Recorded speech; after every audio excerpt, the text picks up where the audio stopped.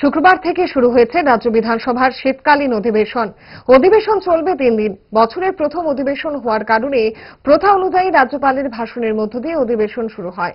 এরপর রাজ্যপালের ভাষণের উপর আলোচনা করবেন বিধানসভার সদস্যরা। থাকছে প্রশ্ন উত্তর পর্ব। এছাড়াও এবারে যে বিধানসভায় 2টি বিল আসছে সেটি নিয়ে আলোচনা হয়। সম্মুখীন হন তাহলে সবার ভেতরে থাকা এই বিধান কর্মীদের সাথে যোগাযোগ করে নিতে পারেন। সাপ্লিমেন্টারি অ্যালাউড হবে না। প্রশ্নকর্তা যিনি আছেন তিনি করবেন ম্যাক্সিমাম 2, এডিশনাল কেউ একজন করতে পারেন।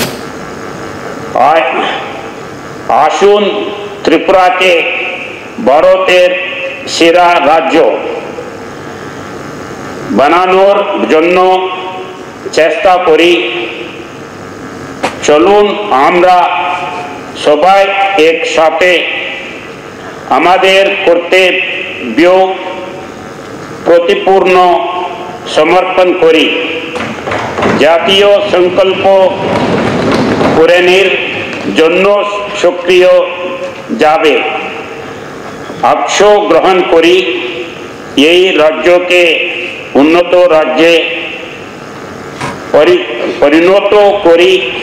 আপনাদের সবাইকে আন্তরিক শুভেচ্ছা।